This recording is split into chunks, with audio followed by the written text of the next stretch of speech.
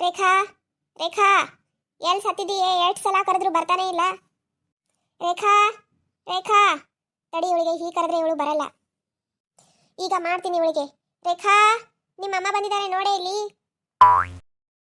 ಆ ಅಮ್ಮ ಬಂದಿದ್ದಾರಾ? ಎಲ್ಲಿದ್ದಾರೆ ಅತ್ತೆ? ಆ ನಿಮ್ಮಮ್ಮ ನಿಮ್ಮ ಮನೇಲಿದ್ದಾಳೆ, ಇಲ್ಯಾಕೆ ಬರ್ತಾಳೆ? ಮತ್ತ್ಯಾಕೆ ನೀವು ನಮ್ಮ ಅಮ್ಮ ಬಂದಿದ್ದಾರೆ ಅಂತ ನನ್ನ ಕರೆದ್ರಿ? ಆ ಈಗ ಕಿವಿ ಕೇಳಿಸ್ತಲ್ವಾ ನಿನಗೆ? ಅವಾಗಿನ ನಾನು ಕಿರಿಸ್ತಾ ಇದ್ದೀನಿ ಇಲ್ಲಿ ಕೂತ್ಕೊಂಡು.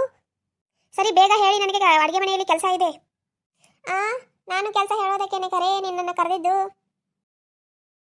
ಸರಿ ಏನು ಅಂತ ಬೇಗ ಹೇಳಿ, ನಾನು ಟೈಮ್ ವೇಸ್ಟ್ ಮಾಡಬೇಡಿ. ನನಗೆ ತುಂಬ ಹೊಟ್ಟೆ ಹಸಿವಾಗ್ತಾ ಇದೆ, ಏನಾದರೂ ಇದ್ರೆ ಮಾಡ್ಕೊಂಡು ಬರ್ತೀಯಾ? ಸರಿ ಏನು ಬೇಕಂತ ಹೇಳಿ ಅತ್ತೆ, ನಾನು ಅದನ್ನೇ ಮಾಡ್ಕೊಂಡು ಬರ್ತೀನಿ. ಬೆಳಗ್ಗೆಯಿಂದ ನಿನ್ನನ್ನು ಕರೆದು ನನ್ನ ತಲೆ ಸಿಡಿತಾ ಇದೆ, ಮೊದಲಿಗೆ ನನಗೆ ಚಹಾ ಮಾಡ್ಕೊಂಡು ಬರ್ತೀಯಾ? ಸರಿ ಅತ್ತೆ, ಮಾಡ್ಕೊಂಡು ಬರ್ತೀನಿ. ಹಾಗೆ ತಿಂಡಿಗೆ ಏನು ಮಾಡಲಿ?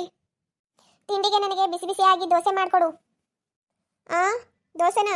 ದೋಸೆ ಮಾಡೋಕ್ಕೆ ಹಿಟ್ಟನ್ನು ನಾನು ರುಬ್ಬಿಟ್ಟಿಲ್ಲ ಅತ್ತೆ. ಓ ಹೌದಾ, ಹಾಗಿದ್ರೆ ನನಗೆ ಬಿಸಿ ಬಿಸಿಯಾಗಿ ಇಡ್ಲಿ ಮಾಡಿಕೊಡು.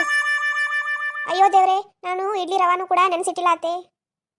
ಅರೆ ಏನು ಕೇಳಿದ್ರು ಇಲ್ಲಾನೇ ಅಂತಿದೆಯಲ್ಲೇ? ಇಲ್ಲ ಅತ್ತೆ, ಬೇರೆ ಏನಾದರೂ ಕೇಳಿ ಮಾಡಿಕೊಡ್ತೀನಿ. ಹಾಗಿದ್ರೆ ನನಗೆ ಬಿಸಿ ಬಿಸಿಯಾಗಿ ಉಪ್ಪಿಟ್ಟು ಮಾಡಿಕೊಡ್ತೀಯಾ? ಅಯ್ಯೋ ಉಪ್ಪಿಟ್ಟು ತಿಂದರೆ ಪದೇ ಪದೇ ನೀರು ಕುಡಿಸುತ್ತೆ ಅತ್ತೆ, ಅದು ಬೇಡ ನನಗೆ. ಉಪ್ಪಿಟ್ಟು ಬಿಟ್ಟು ಮತ್ತೇನಾದರೂ ಇದ್ರೆ ಹೇಳಿ ಮಾಡಿಕೊಡ್ತೀನಿ. ಅರೆ ಏನು ಕೇಳಿದ್ರು ಇಲ್ಲಾನೇ ಅಂತಿದೆಯಲ್ಲೇ, ನೀ ಏನು ಮಾಡ್ಬೇಕು ಅನ್ಕೊಂಡಿದೀಯಾ? ನಾನು ಅವಲಕ್ಕಿ ಮಾಡ್ಕೊಂಡು ಬರ್ತೀನಿ, ತಿಂದರೆ ತಿನ್ನಿ, ಬಿಟ್ಟರೆ ಬಿಡಿ. ಅಲ್ಲ ಡಿಸೈಡ್ ಮಾಡ್ಕೊಂಡು ಬಂದು ಇಲ್ಲಿ ಸುಮ್ಮನೆ ನನ್ನ ಕೇಳ್ತಾ ಇದ್ದಾಳೆ ತಿಂಡಿಗೆ ಏನು ಮಾಡಲಿ ಅಂತ. ಬುಬುನಿ ಹೇಳ ಬುಬುನಿ.